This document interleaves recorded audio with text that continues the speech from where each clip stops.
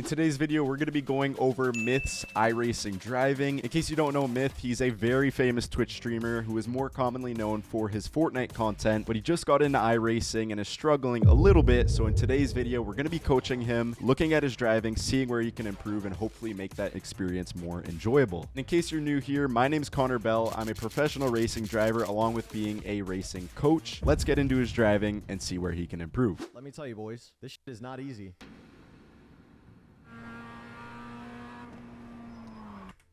Okay, so right off the bat, before we get into anything, we can see he's got the racing line on, and I know that's something that is very frustrating for new people to hear because they hear it all the time. Don't have the racing line on, and I know it's more comfortable to technically use it, but I promise you, as a new sim racer, and to you, Myth, as well, you are going to learn a lot more and have a more enjoyable experience later on when you actually start by turning off the racing line. It's going to be uncomfortable at first because you're not going to have that sort of crutch to rely on by having basically the racing line tell you where to brake, tell you where to get on throttle, but you will go faster and you will be more consistent by turning it off and setting your own references. By references, I mean you're basically setting a point on track with where to start braking, where to roll on throttle, where to turn in, stuff like that. And the reason why you'll be faster doing that is because the racing line in iRacing is not dynamic. So what that means is it doesn't change based on what car you're driving, what setup you're running, stuff like that. So it might not be the optimal place to brake for the car you're driving right now, which is the MX-5. So by setting your own references, you're going to be more consistent, faster, and you're going to learn the necessary skills that will transfer over later on. Yeah, I think like the brakings are too hard. Oh, I got a downshift. Downshift in the curves. In it?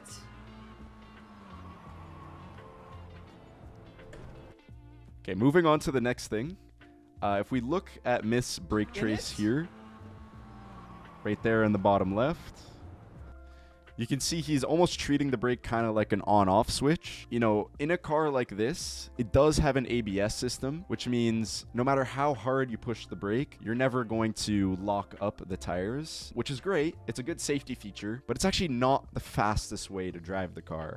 The reason for that is once you get into that ABS sort of protective safety system, you're actually getting a reduction in braking efficiency most of the time, and it's really, really hard on the tires. So ideally, we want to be braking a little bit under the ABS and only using it if we absolutely need to, if we make a mistake, things of that nature. So in order to solve this, we have to find where ABS starts to engage in order to drive just under that, which is the optimal limit, we'll call it. Right now, Myth is driving over the limit, and like I said, it is costing him time and consistency because the tires are not happy in that state. So if I was Myth in this situation, the main thing I would work on is to focus on straight line braking. So what we're going to work on is ideally to find where the limit is, to drive to the limit and stay at the limit for as long as possible. And when I say the limit, I mean the maximum the tires can handle before you go over the limit and slide or understeer, things of that nature.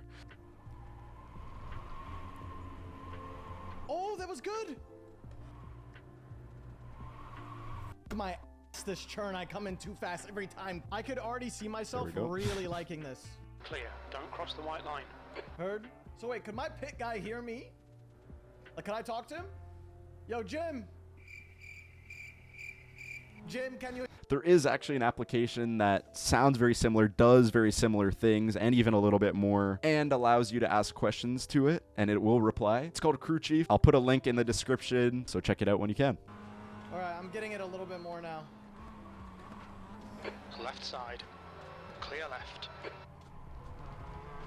Car right. Right side's clear. Oh!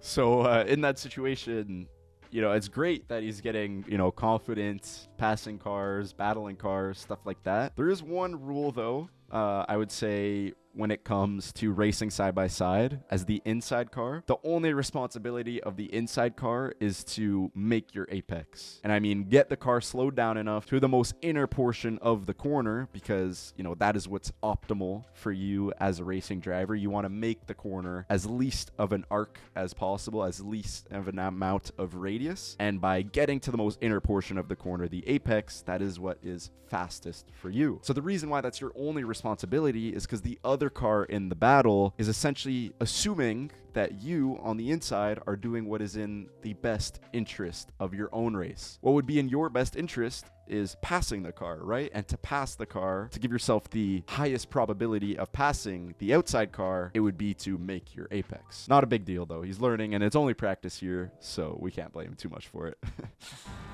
Was that dirty?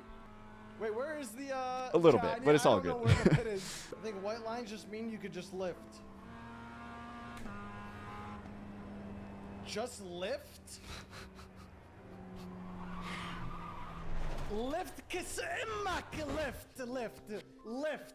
Just lift. You have to brake on the reds. Oh, okay. All right, let's race. Car right. Car right. Still there. Still there. Hold your line. Hold your line.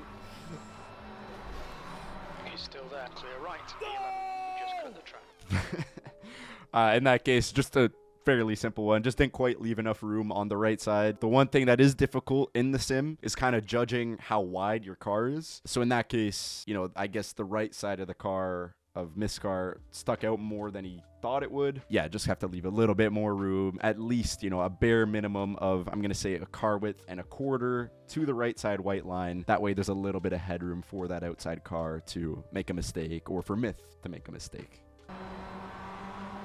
Clear right. Clear left. My brother in Christ. Okay, What is same thing there. So let's go back. We'll watch it for a second here. In this case, very, very similar to the first side-by-side contact we had a couple clips ago. So basically, if we look here, in a side-by-side battle, you are assumed to be doing what is in your best interest. For Myth here, again, because we want to be taking the least amount of arc and radius throughout the corner, Myth's best interest would be to run as wide as possible here on exit. Again, that way he's taking less of a radius, less scrub and resistance on the car. So in this case, the reason why the blue car to his side and sort of behind him made contact is because he was assuming Myth was going to go all the way to the outside on exit, because that is what would have been faster for Myth. We need to be paying attention to what the optimal line is and where the other car is predicting us to go. That is pretty much why this incident happened. Clear right. Clear left. my brother in Christ? What is this? All right, let's do it again. Let's do it again. I want to race. Dude, our race got too early on. Where's my Mustang? Damn.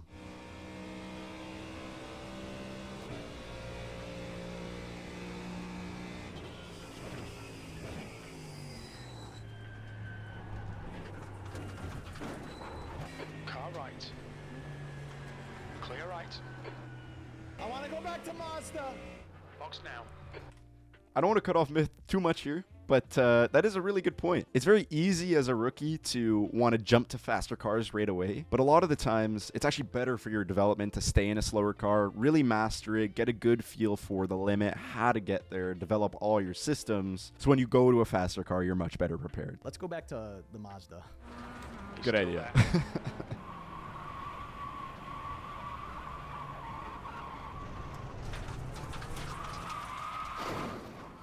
We've just had a warning for cutting the track. Blue flag.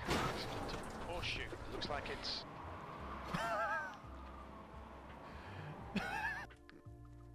Honestly, in that one, not, you know, this happens to everybody when they first start, but I'd say just in general, when you do get into an accident, the best thing you can do is just hold your brakes. It's going to be the most predictable trajectory for everybody else behind you. That way you're not coming across the track in an unpredictable manner compared to just holding your brakes and sliding in one way. I'm sorry. This is my first online race, chat. First online race.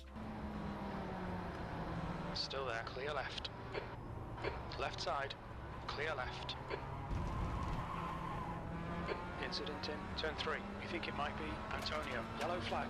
Good wreck avoidance. Nice.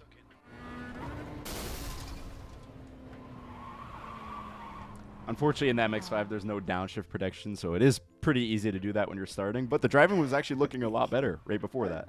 So I clicked the wrong things might be looking up. shifter. Nice and cautious. I like it. I like it. Not following the driver in front. It's good. Not bad. The guy in front is Con, car number 10.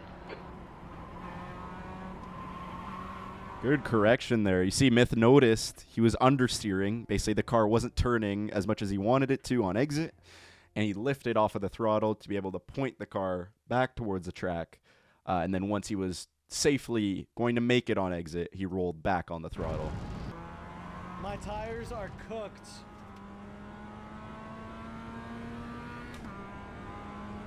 Myth is already a fantastic driver. Clean. Not the worst.